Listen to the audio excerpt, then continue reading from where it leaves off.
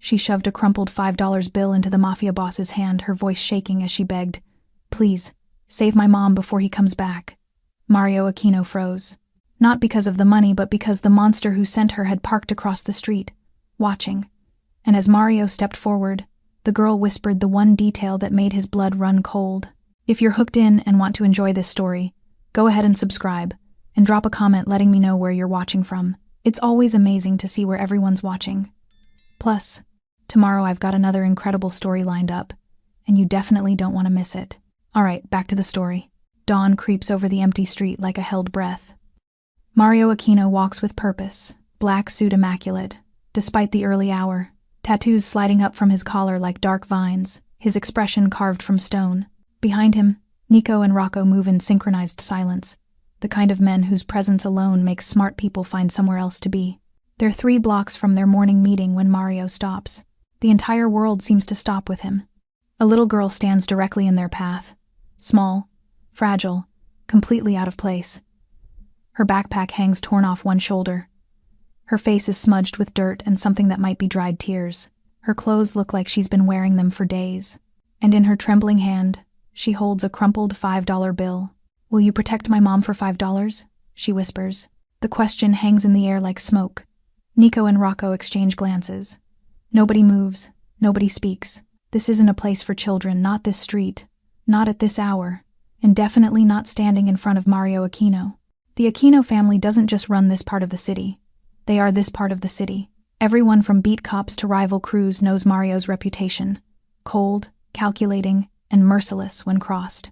Men twice this child's size have pissed themselves in his presence. But Mario doesn't scare her. Or maybe she's too desperate to be scared. He studies her for a long moment, then slowly crouches down, bringing himself to eye level. Up close, he can see the bruises on her arms, the exhaustion in her young face, the way her lip trembles as she tries not to cry. "What's your name?" His voice is surprisingly gentle, a tone Nico and Rocco rarely hear. "Melanie?" The word comes out small. "Melanie Miller." "Melanie." Mario nods slowly, his sharp eyes never leaving hers. "Where are your parents?" "My mom's at home. She's hurt." Melanie's voice cracks, but the words start tumbling out in a desperate rush. "There's a man named Derek, and he said he's coming back tonight, and he said he's going to finish what he started. And I went to the police, but they said they can't help without proof. And I asked our neighbors, but they're too scared of him. And Derek told me nobody would save us. Not police, not neighbors, not anybody. But I heard people talking about you at the store, and they said everyone's scared of you. So I thought maybe." She holds out the $5 bill again, arm shaking so badly the money flutters. "Please, it's all I have. My mom gave it to me and said to keep it safe, that it was for emergencies. And this is an emergency because Derek is coming tonight and I don't know what else to do." Nico and Rocco exchange dark looks. They all know what it means when an 8-year-old talks about a man with that kind of fear threading through every word. Rocco's hand drifts toward his jacket. "Boss." But Mario raises one finger, his attention still locked on the little girl. "This Derek. Where is he now?" "I don't know." Melanie glances over her shoulder, suddenly nervous. He drove me here. He said I should ask you for help because you're criminals and you'd just laugh at me and take my money. He said it would teach me a lesson. He said nobody's coming to save us." The temperature on the street seems to drop 10 degrees. Mario's jaw tightens. His eyes go flat and cold, the look that makes grown men confess to things they didn't even do. "He's here? Now?" Melanie nods, pointing vaguely down the street behind her. "He said he'd wait in his car to watch you laugh at me." Nico moves to the corner, peering around the shuttered storefronts. And there it is. A dark sedan, idling 50 yards away. A man sitting in the driver's seat, watching. Even from this distance, Mario can read his body language, the casual arrogance, the predatory stillness, the confidence of someone who thinks he's untouchable. Someone who thought sending a terrified child to plead with criminals would break her spirit. Someone who made a fatal miscalculation. Mario rises to his full height, his shadow falling over Melanie like a shield. He slips the $5 bill from her hand, not taking it, but folding her small fingers around it again. "Keep your money, Melanie." Her face crumples. "But then you won't help. I don't take payment from children." His voice is quiet but absolute. "And I sure as hell don't take payment for this." He looks at Rocco. "Take Melanie to the car. Lock the doors. Don't let her see what happens next." Rocco nods and gently guides the girl away. She looks back at Mario with something fragile blooming in her eyes. Hope. Nico rejoins Mario, his expression grim. You want me to run the plates? Already did. Mario pulls out his phone. Sent the photo to Intel while she was talking. His phone buzzes. He reads the response, and his expression turns to ice. Derek Crow. Wanted in 3 states. Trafficking charges. 6 missing girls tied to him. Worked for the Morettis until he assaulted the boss's daughter. Nico's hand moves inside his jacket. So what do we do? Mario watches the sedan. Watches Derek sitting there so confident. We teach him what happens when you try to break a child. He starts walking toward the car, every step carrying the promise of violence. And then we burn down everything he's built. Mario's footsteps echo against the shuttered storefronts as he approaches the dark sedan. Behind him, Nico fans out to the left, cutting off the rear exit. Every movement is practiced. Predatory, the choreography of men who've cornered prey 1,000 times before. Derek Crow doesn't move. He sits behind the wheel with one arm draped casually over the steering wheel, a slight smirk playing at his lips. Even through the windshield, Mario can see the calculation in his eyes. The arrogance. This man thought he was teaching a lesson. Mario stops 10 feet from the driver's door, close enough to see Derek clearly. Far enough to react if he tries anything stupid. Step out of the car. Derek's smirk widens. He takes his time adjusting his mirror, checking his phone, making a show of his indifference before finally opening the door and unfolding himself onto the street. He's tall, well-built, the kind of man who's used his size to intimidate. His clothes are neat, almost respectable. Nothing about him screams monster. That's what makes him dangerous. Can I help you with something? Derek's voice is smooth, almost amused. Because I'm pretty sure I'm parked legally. That little girl?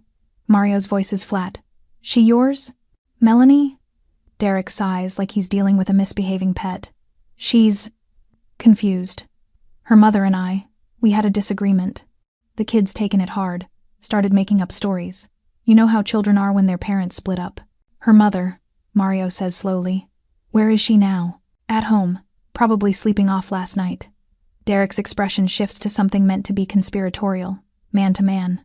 Look, between us, the woman's got problems. Pills, mostly. I've been trying to help, but Melanie doesn't understand.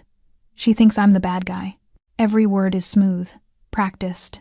The story of a concerned boyfriend dealing with a difficult situation. It would be convincing if Mario hadn't spent 20 years hearing liars try to talk their way out of graves. So you drove the kid here to ask criminals for help because... To teach her a lesson. Derek shrugs, not even bothering to hide it now. She keeps running to people, neighbors, teachers, now apparently mobsters with these wild stories. I figured if the scariest guys in the city told her to stop wasting everyone's time, maybe she'd finally get it through her head. The words land like stones. Nico makes a sound low in his throat, something between disgust and fury. Mario's expression doesn't change, but something dark settles into his eyes. You wanted us to break a child's spirit. I wanted someone to talk sense into her. Derek's tone hardens slightly, the mask slipping. Before she gets her mother in real trouble with these accusations. What kind of trouble? Child services trouble? Police trouble? Derek takes a step closer, lowering his voice. Look, I don't know what Melanie told you, but I'm a good guy trying to help a bad situation. And I'd really appreciate it if you'd just send her back to the car so we can go home. Behind Derek, Nico's phone buzzes. He glances at the screen, and his face goes stone cold. Boss, Nico says quietly. Intel just came through. Mario doesn't take his eyes off Derek. And Derek Crow. Real name Derek Charles Crowley. Wanted in California, Nevada, and Oregon. Trafficking charges. 6 girls between ages 9 and 14 reported missing in cities where he lived. Worked as an informant for the Moretti family in Las Vegas until 2022. Derek's smirk vanishes. After he sexually assaulted Vincent Moretti's 16-year-old daughter at a family party. Nico continues, his voice getting colder with each word. Disappeared before Moretti could retaliate. Assumed dead. But here he is. The street goes very quiet. Derek's hand twitches toward his jacket. I don't know what kind of... Don't. Mario's voice cuts like a blade. Don't insult me by lying now. This is bullshit. Mistaken identity. I'm not. You worked for Moretti. You hurt his daughter. You disappeared. Mario takes one step forward. And now you're here, terrorizing a woman and her 8-year-old child, using the same playbook. Isolation, intimidation. Breaking them down until they stop fighting. Derek's jaw clenches. For the first time, fear flickers across his face. Melanie said you told her you're coming back tonight, Mario continues, his voice dropping to something barely above a whisper. That you're going to finish what you started, so let me be very clear about what's going to happen instead. He moves closer. Derek backs against his car. You're not going near that apartment. You're not going near that woman. And you sure as hell are never going near that little girl again. You can't. I can do whatever I want. Mario's smile is terrible to see. Because unlike the police, I don't need proof. I don't need warrants. I just need to decide you're a problem that needs solving. Derek's hand shoots into his jacket.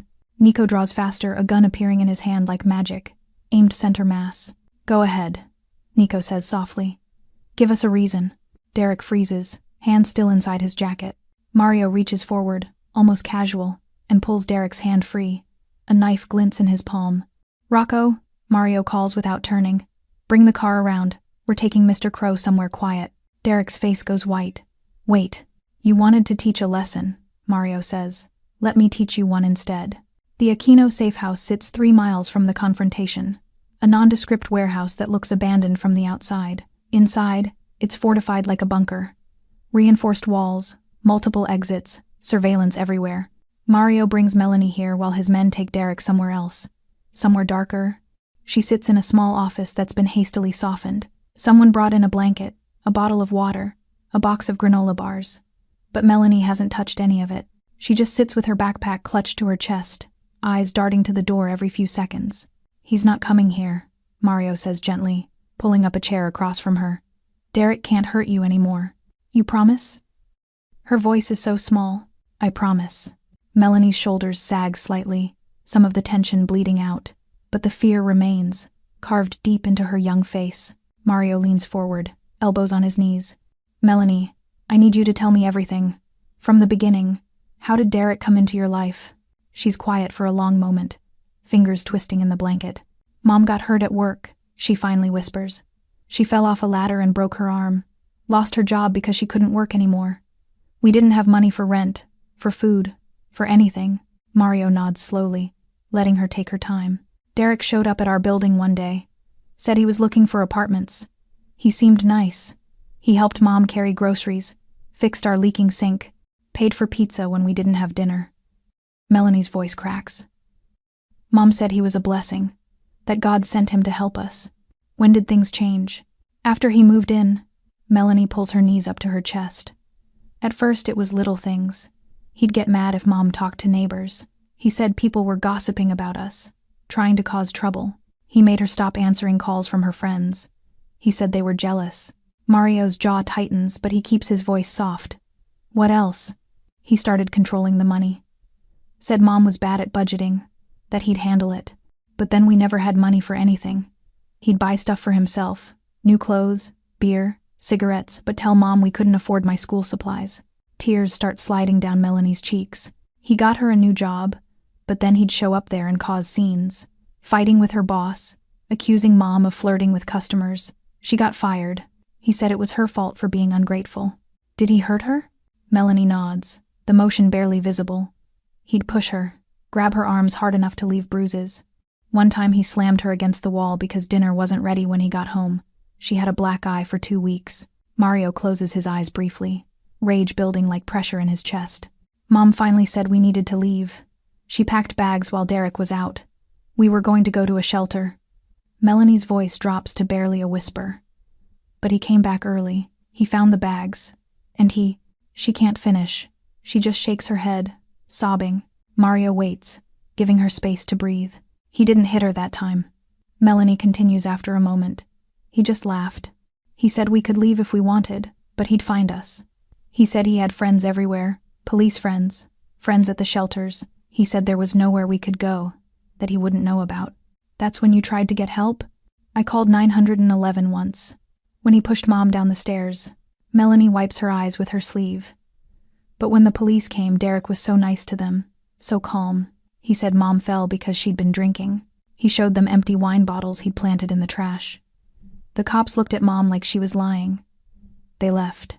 Mario's knuckles go white. Our neighbors heard us screaming once. Mrs. Chen from upstairs came to check, but Derek threatened her, Said if she called anyone, he'd make sure immigration came for her son.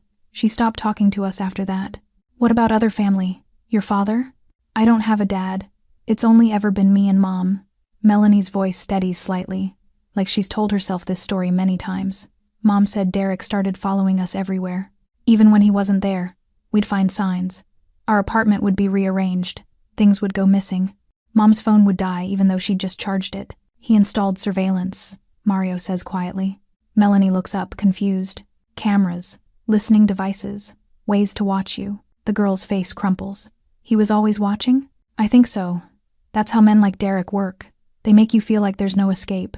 Last week, Mom tried one more time. She found a women's shelter 3 towns over.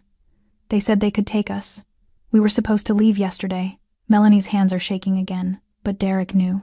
He was waiting when we tried to go. He grabbed Mom, told her if she tried to leave again, he'd make her disappear. And then he looked at me and said, she stops, fresh tears streaming.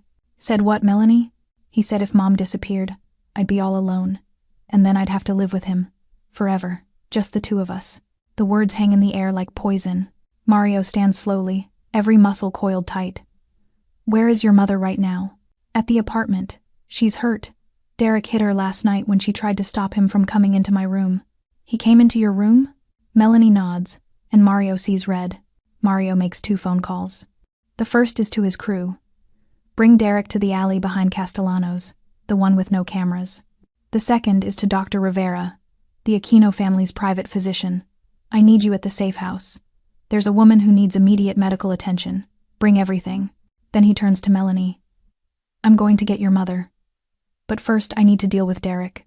Are you going to kill him? The question is direct, unflinching. This 8-year-old has already seen too much to be sheltered from reality. Mario crouches down to her level again. I'm going to make sure he never hurts anyone again. That's all you need to know. She studies his face for a long moment, then nods. Okay, Sophia's going to stay with you. Mario gestures to a woman who's appeared in the doorway mid-40s. Kind eyes, but with the same predatory awareness all Aquino family members carry. She's got 3 daughters of her own. You're safe with her. Melanie looks at Sophia, then back to Mario. You'll really bring my mom here? I promise. This time, she believes him. The alley behind Castellano's shuttered restaurant is exactly what Mario needs. Enclosed, isolated, and far enough from residential areas that screams don't carry. Nico and Rocco have Derek on his knees in the center, hands zip-tied behind his back. Blood drips from his nose where he tried to resist. 4 more Aquino soldiers line the alley's exits, witnesses, enforcers, and insurance that Derek doesn't leave unless Mario allows it. Mario walks slowly toward the kneeling man, his footsteps echoing off brick walls. Derek's arrogance is gone now, replaced by raw animal fear. Look, we can work something out. I've got information. I know things about the Moretti operation that... You think I care about Moretti right now? Mario's voice is soft, deadly. You think I brought you here for business? Then what do you want? The truth. Mario stops 3 feet away. Starting with how many others? How many women? How many children? Derek's jaw clenches. I don't know what you're talking about. Rocco steps forward and drives a fist into Derek's kidney. The man crumples, gasping. Wrong answer, Mario says calmly. Let's try again. The 6 missing girls in 3 states. What happened to them? That's not I didn't. Another blow, this time from Nico. Derek coughs, spitting blood. We've got all night, Mario says. But you don't, so I suggest you start talking. Derek's resistance crumbles. They were moved. Sold. I just made the connections I didn't. Where? Different places. Canada, mostly. Some to Mexico. Private buyers. The words tumble out between gasps of pain. I'd find the girls, isolate them from family, break them down until they stopped fighting. Then my contacts would handle transport. Bile rises in Mario's throat, but his expression remains stone. And Melanie? Her mother? That was the plan? Derek doesn't answer. Rocco hits him again. Yes, Derek screams. Yes, that was the plan. The mother first, then the kid. I had buyers lined up, but the woman kept fighting back, kept trying to protect. Mario's hand shoots out, grabbing Derek by the throat and lifting him partially off the ground. You came into that child's room last night. Why? Derek's eyes bulge, hands clawing uselessly at Mario's grip. To scare her. Make her compliant. Liar. Mario's grip tightens. Nico, what did our sweep of the apartment find? Nico pulls out his phone, reading from a message. 4 hidden cameras. 2 in the living room, 1 in the mother's bedroom, 1 in the child's bedroom, rope and duct tape hidden under the kitchen sink, zip ties in the bathroom cabinet. And this? He holds up a photo on his phone. A duffel bag sitting in Derek's car trunk, packed with restraints, sedatives, and a folder containing Melanie's school schedule, photos, and medical records. You were taking her last night, Mario says quietly. That's why you came into her room. Derek's silence is confirmation enough. Mario releases him, letting him collapse back to his knees. He turns away, hands clenched so tight his knuckles crack. Boss. Nico's voice is questioning. Waiting for the order, Mario breathes slowly, forcing himself back from the edge. Check his phone. I want every contact, every location, every person in his network. Bank accounts, burner phones, storage units, everything. And him? Mario looks back at Derek, this pathetic creature who destroyed lives for profit. Part of him wants to end it here. Quick. Final. Permanent. But there's a bigger picture. He said 6 girls. That means there are people who bought them, people who transported them, people who facilitated it. Mario's voice hardens. I want all of them. Derek's head snaps up. If I help, you'll let me? You're not walking out of this alley, Derek. That ship sailed when you touched a child. Mario crouches down one final time. But you can choose how hard this gets. Give me the network, and I make it quick. Hold back, and I let my men get creative. Your choice. Derek stares into Mario's eyes and sees nothing but cold certainty. There's a warehouse, he whispers. On the docks. My partner uses it for staging. And there's a cop, Detective Morrison, he tips us off before raids. Mario stands. Nico, get him talking. Record everything. I want names, locations, dates, every detail. Where are you going? To get Melanie's mother. The apartment building is a decaying relic in the worst part of the city, cracked windows, peeling paint, the kind of place where people learn not to ask questions. Mario climbs the stairs with Rocco and 2 other men, their footsteps echoing in the stairwell that reeks of mold and urine. 3rd floor, apartment 3C. The door is already ajar. Mario's hand moves to his gun, but Rocco shakes his head, no signs of forced entry, no sounds of movement inside, just an open door in a building where nothing good happens behind open doors. They enter slowly, weapons drawn. The apartment is small, cramped, and clearly struggling. Mismatched furniture, bare walls, dishes piled in the sink. But there are also signs of effort, children's drawings taped to the refrigerator, a vase with wilted flowers, textbooks stacked neatly on a shelf, a woman trying to build a life with nothing.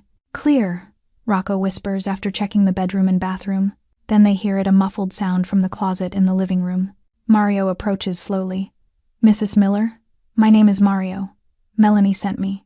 You're safe now. The sound stops. Silence stretches for several heartbeats. Melanie? The voice is hoarse, terrified. Where is she? What did you? She's safe. She's at my safe house with people I trust. She asked me to come get you. I don't believe you. Derek said, he said, if anyone came, they'd take her away from me. Derek is never coming back here. Mario's voice is firm but gentle. I promise you that. But you're hurt, and your daughter is worried sick about you. Please, let me help. Another long silence. The closet door cracks open. The woman who emerges makes Mario's chest tighten with rage all over again. She's maybe 30, but looks a decade older. Her left eye is swollen nearly shut, purple and black. Her lip is split. Bruises circle her throat like a necklace. One arm is cradled protectively against her ribs, broken or fractured, Mario guesses. She's wearing clothes that hang off a frame that's lost too much weight too quickly. But her eyes, fierce, protective, desperate, are still fighting. Where's Melanie? She demands, swaying on her feet. Safe house. 3 miles from here. I have a doctor waiting to check both of you. Mario holsters his weapon, hands visible and non-threatening. But we need to move now.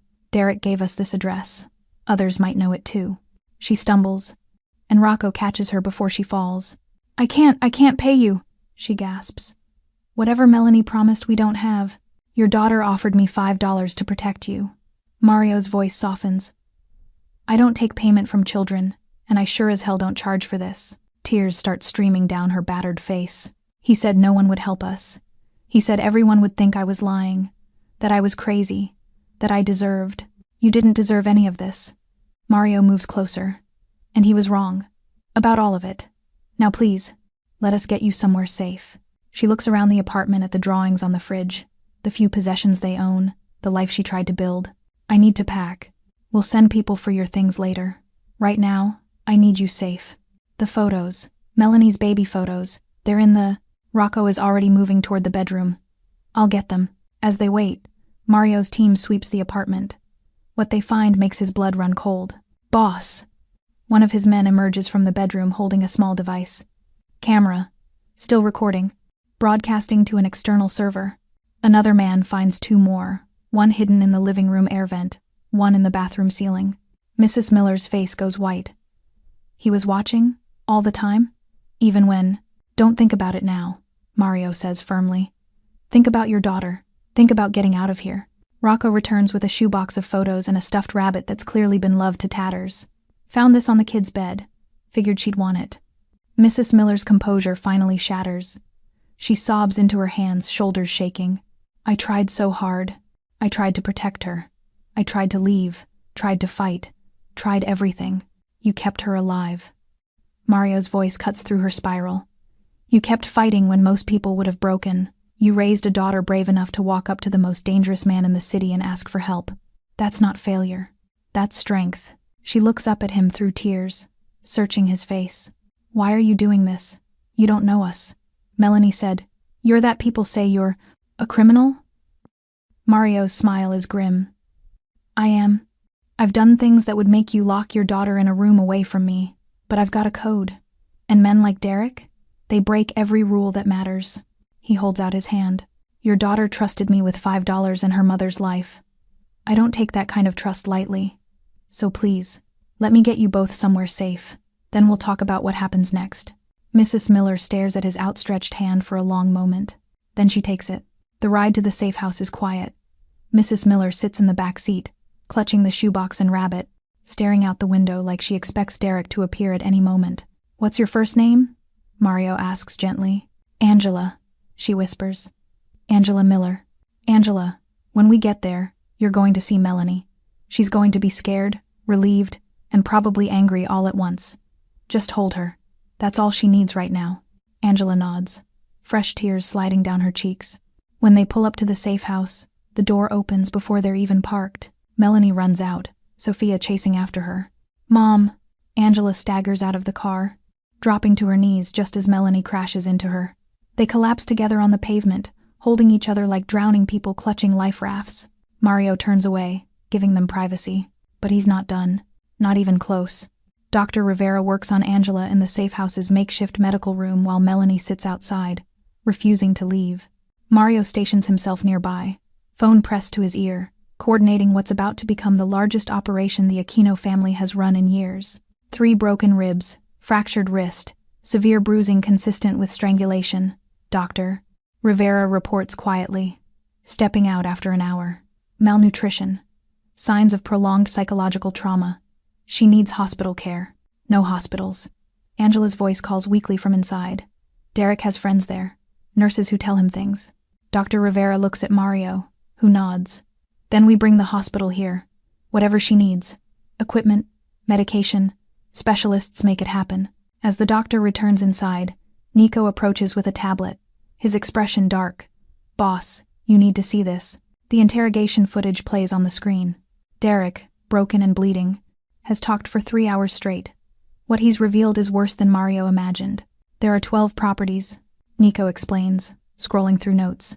6 in the city alone, motels, storage units, an abandoned factory, 2 residential houses. He used them as staging areas, places to hold victims before transport. How many victims? Derek claims at least 40 over 5 years. Girls between 8 and 16. Some runaways, some from broken homes, some like Melanie targeted through their vulnerable mothers. Mario's jaw clenches so tight it aches. He's got partners across 4 states. Recruiters who identify targets. Drivers who handle transport. Dirty cops who tip them off before raids. And buyers. Nico's voice drops. He's given us 18 names. Politicians, businessmen, foreign nationals, people with money and protection. What about the girls he already sold? Some names, some locations. Canada, Mexico, private estates, in South America. but he claims he doesn't track them after sale. Once they're moved, they're someone else's problem. Mario stands, rage coiling through his chest like barbed wire. Call everyone. I want every soldier we have ready within the hour. We're hitting every location Derek gave us. Simultaneously. Boss, that's a massive operation. We'd be exposing ourselves. The cops, the feds. I don't care. Mario's voice is ice. Right now, there could be children locked in those locations waiting for transport. Every hour we wait is an hour someone else gets hurt. So we move. Now. Nico hesitates, then nods. I'll make the calls. The Aquino family's war room, a secured basement beneath a legitimate shipping company, fills within 90 minutes. 37 men and 6 women, all hardened members of the organization. Maps spread across tables, weapons checked, phones silenced. Mario stands at the head of the room, and silence falls. What I'm about to ask you to do has nothing to do with business, he begins. There's no profit here, no territory gained, no advantage over rivals. In fact, this operation will cost us in resources, in exposure, in risk. He pauses, meeting eyes around the room. This morning, an 8-year-old girl asked me to protect her mother for $5. What I found is a trafficking network operating in our city, in our territory. Under our noses, children being sold like products, women being destroyed, and we did nothing because we didn't know. The room is deadly quiet. Now we know, and I'm not letting it continue. Mario's voice hardens. Derek Crow gave us 12 locations. We hit all of them tonight. We find everyone involved. We rescue anyone being held. And we send a message that anyone who touches a child in this city answers to us. A hand raises Tommy, one of the older soldiers. Boss, the cops are in Derek's pocket. We bust these places, we'll have heat coming down hard. Let them come. I've got recordings of Derek naming every dirty cop on his payroll. We leak those if anyone tries to shut us down. Mario leans forward. I know what I'm asking. This isn't mob business. This is vigilante work. Any of you who want out, leave now. No judgment, no consequences. Nobody moves. Sophia stands. My daughters are 10 and 12. If someone tried what Derek did to them, she doesn't finish. She doesn't need to. I'm in. We all are, Nico adds. This is our city, our responsibility. Mario nods, something tight in his chest, loosening slightly. Then here's how this works. 12 teams, 12 locations, in and out fast. Document everything, photos, videos, evidence. Anyone we find gets brought to safe locations. Anyone who resists. He pauses. Use your judgment. He distributes assignments. The motel on 5th Street, the storage facility near the docks, the abandoned factory in the industrial district. Each team gets locations, blueprints Derek provided, and backup numbers. Rules of engagement, Mario continues. Victims are priority. Get them out first. Evidence second. Arrests are police work, we're not cops. But anyone actively hurting someone when we arrive? Handle it. What about Derek's partners? Rocco asks. The buyers? The recruiters? We'll get to them. But tonight is about stopping the machine, burning it to the ground so it can't hurt anyone else. Mario pulls up a photo on the main screen. Melanie, dirty and terrified, holding out her $5 bill on that empty street this morning. This is why, he says simply. This child had more courage than most adults I know. She walked up to strangers and asked for help when everyone told her no one would come. We don't get to let her down. The room erupts in nods, murmurs of agreement. We move in 30 minutes. Mario says, check your gear. Say your prayers if you've got them. And remember tonight, we're not the Aquino crime family. Tonight we're something else. What's that, boss? Someone calls. Mario's smile is cold and fierce. Tonight, we're the answer to a little girl's prayer. The raids happen at exactly 11:47 p.m. 12 locations, 12 teams, synchronized chaos unleashed across the city in a single devastating wave. Location 1, the Riverside Motel. Rocco's team hits the motel hard. Room 117, Derek's primary staging area. The door comes off its hinges with one kick. Inside, they find 2 girls, 14 and 15, handcuffed to a radiator. A man in his 40s scrambles for a gun on the nightstand. He doesn't make it. Rocco's fist connects with his jaw, dropping him instantly. Get them out, he barks to his team. One of the women on his crew, Maria, a mother of 3, wraps blankets around the girls, murmuring reassurances as they sob. You're safe now. Nobody's going to hurt you. They find paperwork in the bathroom. Names, ages, photographs. A ledger documenting transactions like inventory lists. Rocco photographs everything, then sets the paperwork on the bed. "Burn it," he tells his team as they evacuate the girls. "Burn the whole damn room." Location 2. Storage Unit 2847. Nico's team cuts the lock and rolls up the metal door. The storage unit is climate-controlled, furnished like a prison cell. A mattress, a bucket, chains bolted to the wall. Fresh water bottles and protein bars stacked in the corner. A holding cell, waiting for its next occupant. "Empty," one of his men reports. "Thank God," Nico breathes. But the relief is short-lived when they find the laptop hidden under a tarp. The screen shows active surveillance feeds. 6 different rooms, some empty, some not. One feed shows a young girl, maybe 13, sleeping on a concrete floor. "Trace the IP addresses," Nico orders. "Now. I want locations for every camera." His tech expert works frantically, fingers flying across keys. "Got 3. One's in the city, 2 are out of state. Send the out-of-state addresses to the FBI anonymous tip line. The local one goes to Mario. We're not done tonight." Location 3. The abandoned factory. Sophia's team finds hell. The factory floor has been divided into makeshift cages, chain-link fencing creating cells. 4 are occupied. 3 girls and 1 boy, ages ranging from 10 to 16. Malnourished, terrified. One girl doesn't even react when they break the locks, she just stares at the wall. Catatonic. 2 men guard the operation. They reach for weapons. They don't reach fast enough. The fight is brutal and brief. Sophia herself takes down 1 man with a tire iron, rage fueling every swing. "That's for every child you hurt," she snarls. Her team wraps the children in jackets, carries the ones too weak to walk. The boy 13, with haunted eyes, whispers, "Are you really taking us out?" "Yes, baby," Sophia promises, tears streaming down her face. "You're never coming back here. Never." As they evacuate, Sophia calls Mario. 4 rescued, 2 guards neutralized. "Boss, these kids need serious medical care. And therapy. Years of it. Bring them to the secondary safe house. Doctor." Rivera's already there with support staff. Location 4. 2847 Maple Street. Tommy's team breaches the residential house expecting resistance. Instead, they find a woman in her 60s, terrified, claiming she rents rooms and doesn't ask questions. "Who's here now?" Tommy demands. "3rd floor, 2 girls. A man brought them yesterday. I swear, I didn't know." "Save it." They storm the 3rd floor. The door is reinforced, but it's no match for the battering ram. Inside, 2 girls, sisters, clearly, with the same dark hair and frightened eyes huddle in the corner. A man attempts to climb out the window. He makes it halfway before Tommy's men drag him back inside. "Please," one sister begs. "Please don't hurt us. We'll do whatever. We're not here to hurt you." Tommy holsters his weapon, kneeling slowly. "We're here to take you home. Do you have family? Someone we can call?" The older sister, maybe 15, stares at him like he's speaking a foreign language. "Our mom. She reported us missing 3 months ago. The police said we ran away." Tommy's expression hardens. "Give me her number. We'll call her tonight." Location 5 through 12. The reports flood in over the next hour. Location 5. 2 more girls rescued from a basement. 1 guard hospitalized after resisting. Location 6. Empty, but evidence of recent occupation. Blood on the floor. Nico's team secures it as a crime scene. Location 7. A truck depot. They intercept a vehicle mid-loading 3 girls being prepared for transport. The driver and his partner are taken into Aquino custody for questioning. Location 8. Another residential house.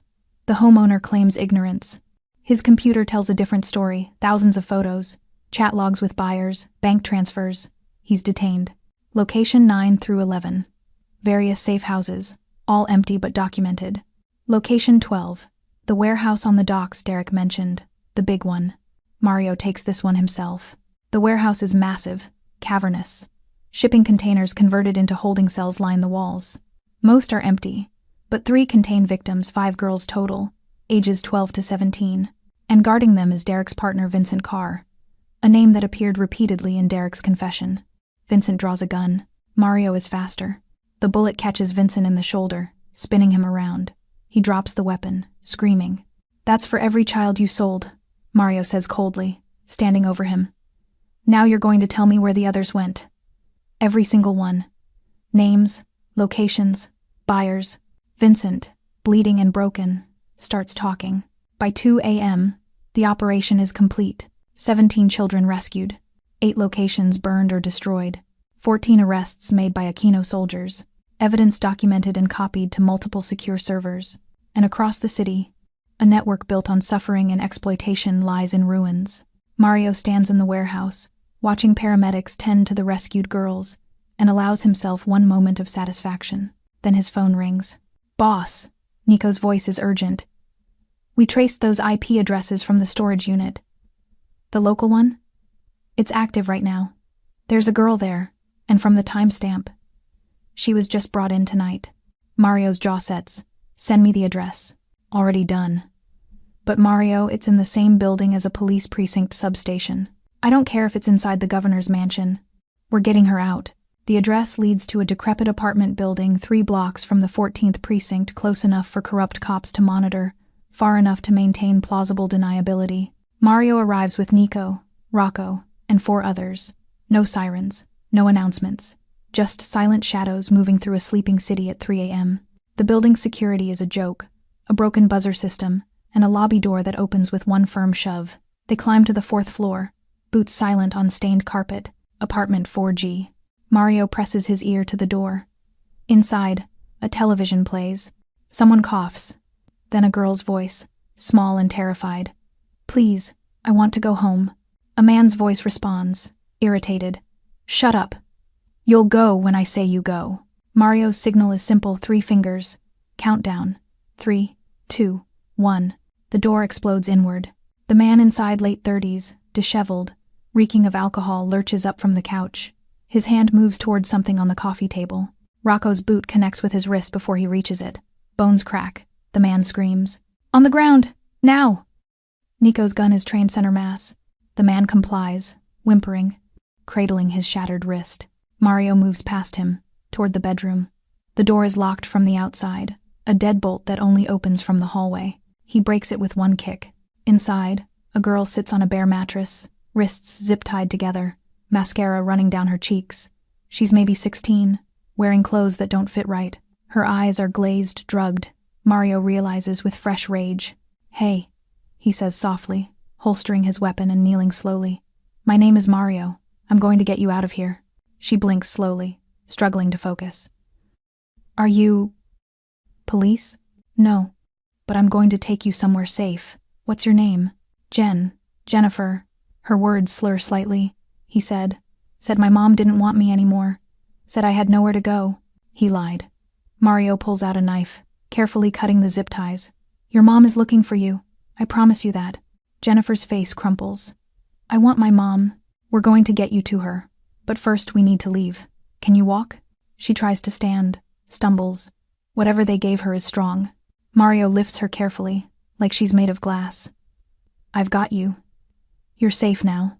In the living room, the man is on his knees, Rocco's gun pressed to the back of his head. "Name," Mario demands. Paul Henderson. Look, I was just holding her for someone else. I'm not, I'm just the middleman." "Who?" "Detective Morrison. He handles logistics. I just provide the space. I swear I never touched her." "You kept a child prisoner." Mario's voice is ice. "That's enough." He turns to Nico. "Call Dr. Rivera. Tell her we have another one coming in. Drugged, possibly assaulted. She needs a full medical workup and a rape kit. Already on it." Mario looks back at Paul, this pathetic creature who rented out his apartment as a holding cell for children. "Detective Morrison. Where do we find him?" "I don't know. He calls me, I don't call him. He uses burner phones." Rocco presses the gun harder against Paul's skull. "Wrong answer. Wait. He has a place. A house in Riverside. 2847 Oak Street. That's where he takes them sometimes. To break them in before transport. Please, that's everything I know." Mario photographs Paul's face, the apartment, the bedroom with its broken lock and bare mattress. Evidence for later. "What do we do with him?" Rocco asks. Mario considers. Part of him wants to end this now. Quick, final. But Jennifer is in his arms, trembling and drugged, and he won't traumatize her further. Zip tie him, gag him, leave him for the honest cops to find. Mario nods toward the coffee table where drugs, cash, and a laptop sit in plain view. Anonymous tip in 30 minutes. Let the system handle this one. And if the system fails, then we'll handle it our way later. They carry Jennifer to the car. She drifts in and out of consciousness, mumbling about her mother, her bedroom, her dog named Charlie.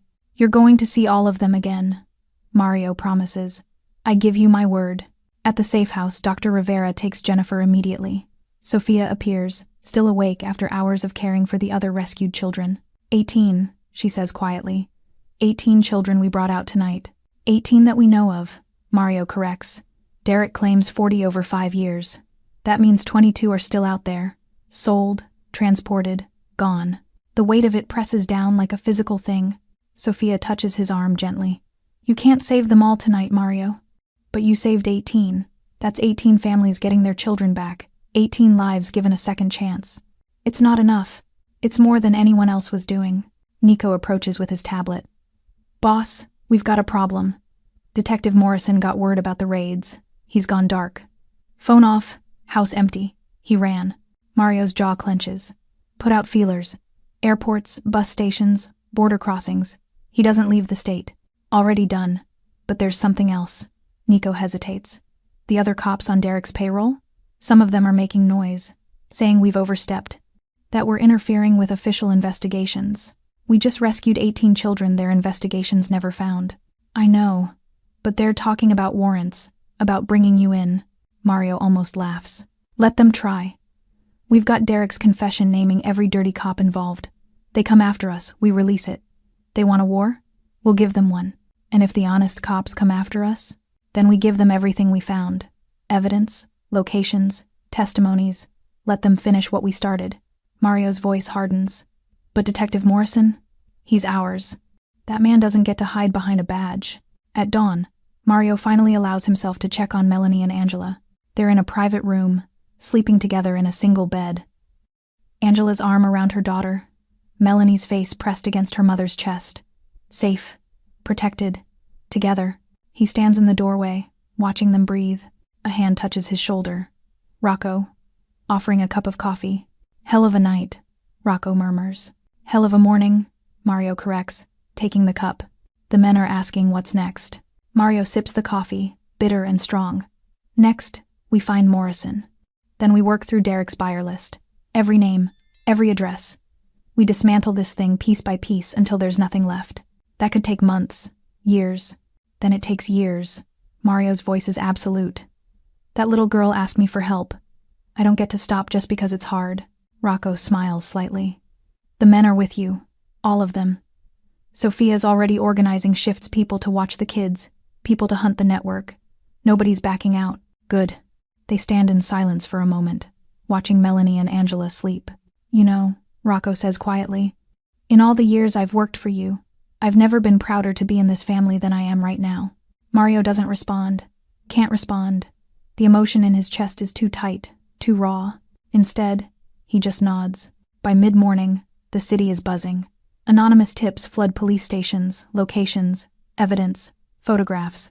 The FBI receives encrypted files detailing interstate trafficking. News stations get leaked recordings of Derek's confession.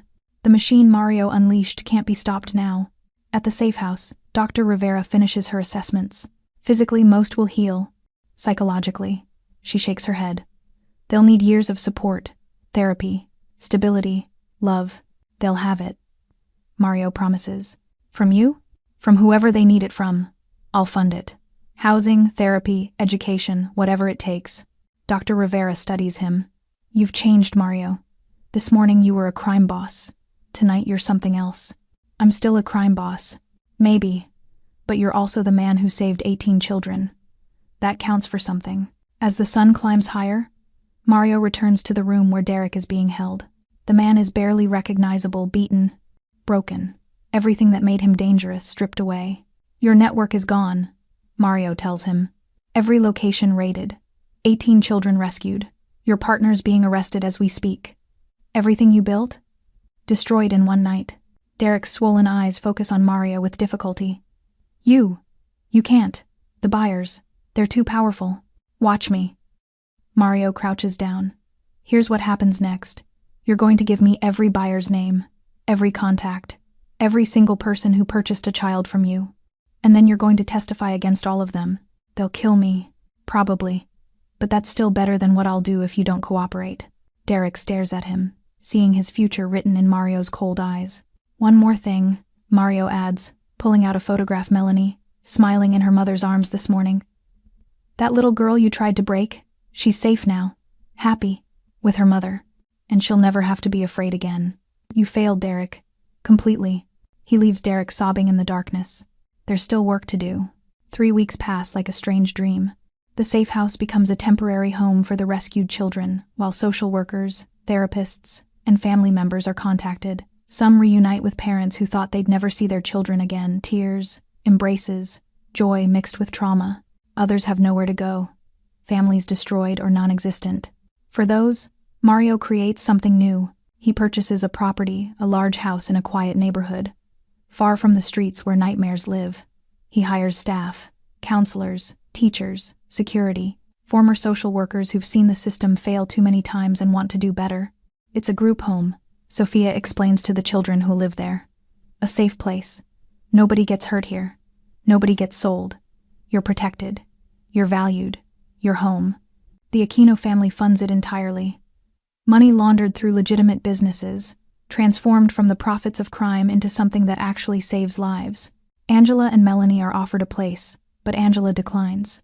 We need our own space, she explains to Mario, sitting in his office one afternoon. She looks different now, healthier, the bruises faded to yellow-green, her eyes clearer. Somewhere we can heal without feeling like we're in witness protection forever. I understand. Mario slides an envelope across the desk. First and last month's rent. Security deposit. It's a 2-bedroom in a good neighborhood. Building has security. I've arranged for 2 of my men to check on you regularly, but they'll be discreet. Angela stares at the envelope, then at him. Why are you doing all this? Your daughter gave me $5 and asked me to protect you. I don't take that kind of trust lightly. That's not an answer. Mario leans back, considering. I've spent 20 years building an empire on fear and violence. I've hurt people, destroyed lives, made choices I can't take back. He pauses.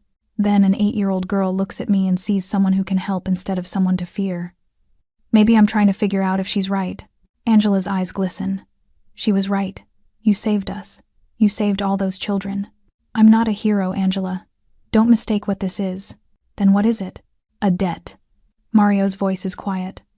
One I'll spend the rest of my life repaying. Detective Morrison is found 4 days later, trying to cross into Canada. Mario's people intercept him at a remote border, crossing the kind where paperwork is flexible and guards look the other way for the right price.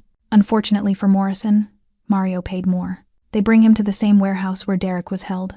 Morrison sees the bloodstains still on the concrete floor and understands immediately what's coming. I can give you names, he babbles. Bigger fish, judges, politicians, people who make me look like nothing. I know, Mario interrupts. That's why you're still alive. You're going to give me all of it. Every name, every dirty deal, every child you helped disappear. And then you turn yourself in. Full confession. You take responsibility for every crime you committed. Morrison's laugh is bitter. And get killed in prison? Those people I'd be testifying against? They have long reach. So do I. Mario's smile is cold. You confess. You testify. You spend the rest of your life in protective custody. You refuse, and I let the families of the children you help traffic know where to find you. Your choice. Morrison's face goes white. I'll confess. The confessions, Derek's and Morrison's, create shockwaves. 18 arrests in the first month. Raids in 4 states. The FBI launches a task force. News coverage explodes. Senators give speeches about protecting children. Everyone wants credit for dismantling the network. Nobody mentions the crime boss who actually did it. Mario prefers it that way. But the families know. They come to him quietly, one by one. Parents whose children were returned. Siblings reunited after months of separation. A father who thought his daughter was dead, now watching her smile again. They bring gifts, homemade food, thank you cards, children's drawings. Some offer money, which Mario always refuses. You already paid, he tells them. Your children's safety is payment enough. One mother breaks down in his office, sobbing into her hands. How do I thank someone for giving me my daughter back? How do I possibly— You don't, Mario says gently. You just take care of her. Love her. Help her heal. That's all I want. Melanie visits the office one afternoon with Angela. She's gained weight, her cheeks fuller, her clothes new and clean.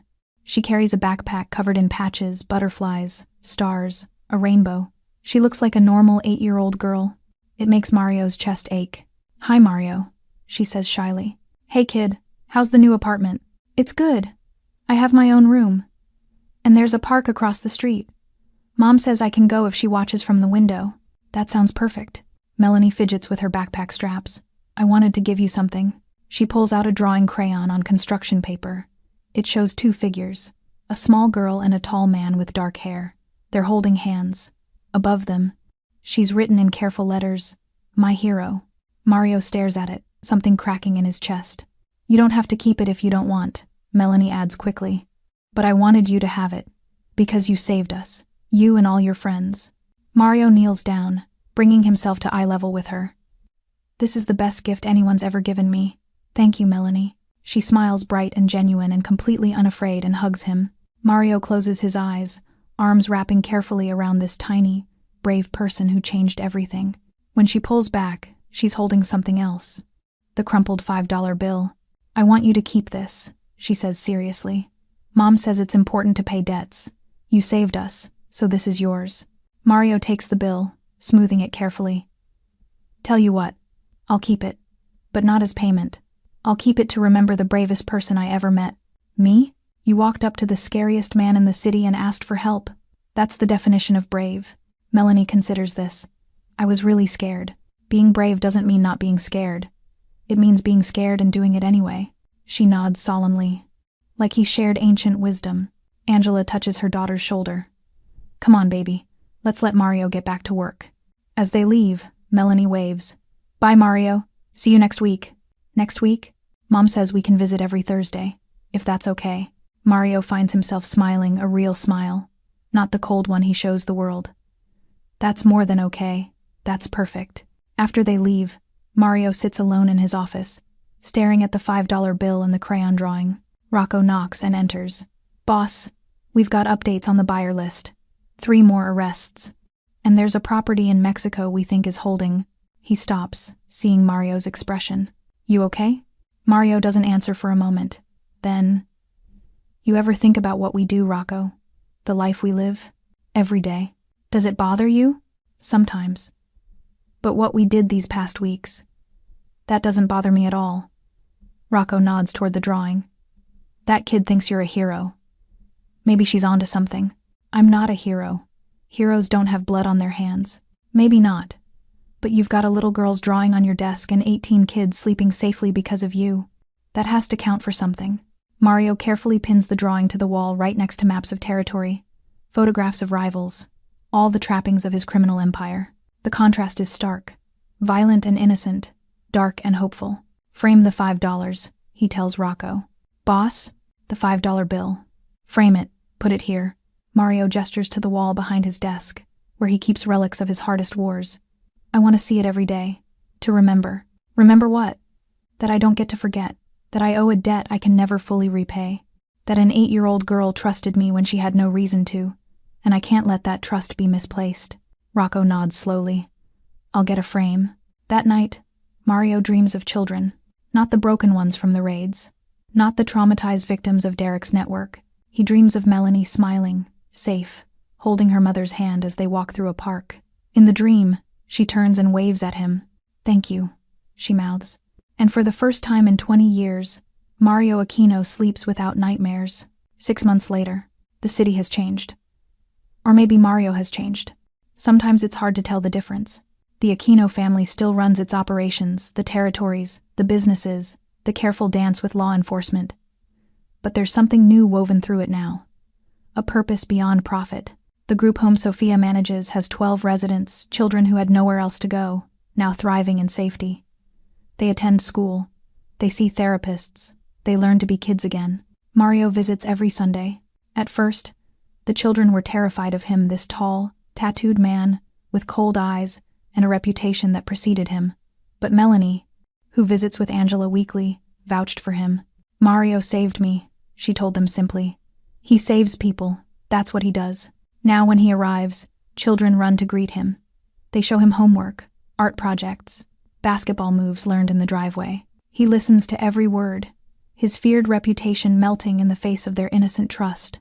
"You're good with them," Sophia observes one afternoon, watching Mario help a 10-year-old with math homework. "I'm really not." "You are. They trust you. That's not something you can fake." Mario glances around the room, children laughing, playing, healing. How many are still waiting for placement? 4. Their cases are complicated, but they're safe here. That's what matters. What do they need? Time, stability, to know that not all adults will hurt them. Mario nods slowly. "Keep me updated on their progress. Whatever they need, education, therapy, whatever, make it happen." "Already am. The Aquino family's been very generous." "It's not generosity. It's a debt." "I know." Sophia's smile is knowing. "You've said. But Mario, at some point, you've paid it. At some point, this becomes something else." "What's that?" "In for caring. Just plain caring about people." Mario doesn't respond. The concept still feels foreign, uncomfortable, but he can't deny the truth of it. Angela finds steady work as an administrative assistant. She and Melanie settle into their new apartment, building a life free from fear. The nightmares come less frequently. The flinching when doors open too quickly fades. Slowly, painfully, they heal. Melanie excels in school. Her teachers report she's bright, curious, kind to other students. She makes friends. She joins art club. She becomes the child she was meant to be before Derek tried to destroy her. Every Thursday, they visit Mario's office. It becomes ritual. Melanie brings her latest school project.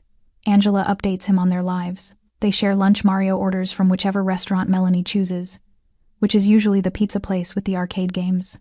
"You don't have to keep doing this," Angela tells him one afternoon, while Melanie plays in the outer office with Nico's daughter. "We're okay now. You can move on with your life." "This is my life now," Mario says simply. "Taking care of us. Making sure what happened to you never happens to anyone else." He pauses. "We've dismantled Derek's network, arrested 43 people involved, rescued 22 additional children, but there are always more networks, more predators, more children who need help." Angela studies him. "You're not going to stop, are you?" "Can't stop. Not when I know what's out there." "That's going to make you a target. The people you're going after, they're powerful, connected.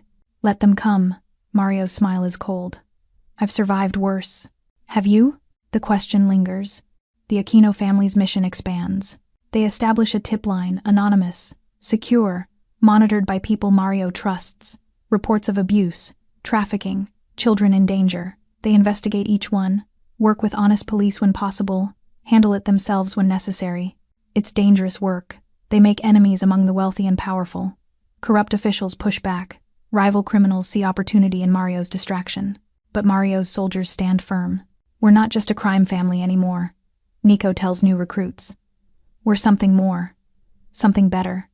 You work for us. You protect children." That's the code now. Some leave, unwilling to accept the new direction. Most stay.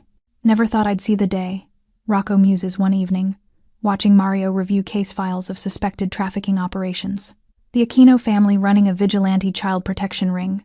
"We're still criminals," Mario reminds him. "Yeah, but we're criminals with a conscience now. That's character growth." Despite himself, Mario smiles. The framed $5 bill hangs on the wall behind Mario's desk, exactly where he wanted it. Visitors ask about it sometimes.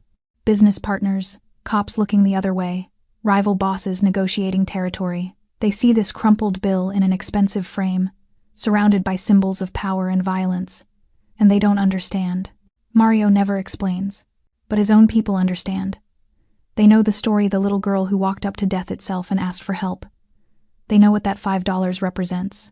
Courage, trust, change, and an unpayable debt. One Thursday, a year after that morning on the empty street, Melanie brings a surprise. She's carrying a book hand-bound, colorful, clearly made with love. "I wrote you a story," she announces proudly. "For your birthday." "It's not my birthday." "I know, but you never told me when it is, so I picked today." Mario accepts the book carefully. The cover reads, "The Man Who Saved Us, a True Story by Melanie Miller." Inside are pages of text in careful handwriting, illustrated with drawings. It tells their story, the scared girl, the dangerous man, the rescue, the healing. but it's told from Melanie's perspective, full of childish hope and unwavering belief in goodness. In her version, Mario isn't a criminal or a monster. He's simply a hero who happened to be in the right place at the right time. Mario's vision blurs as he reads. "Do you like it?" Melanie asks nervously. "It's perfect," he manages. "It's the best gift anyone's ever given me. Better than the drawing? Different, but just as good." Melanie beams. Then her expression turns serious. "Mario, can I ask you something? Anything. Why did you help us? Derek was right, you're supposed to be scary. You're supposed to hurt people. But you didn't hurt us. You saved us. Why?"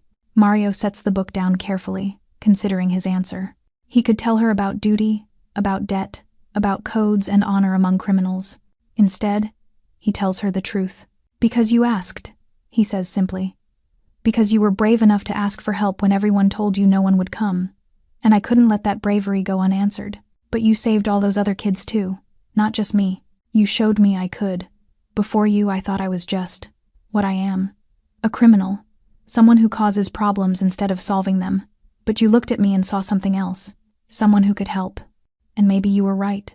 Melanie considers this with the seriousness only children can manage. "So I changed you?" "Yeah, kid.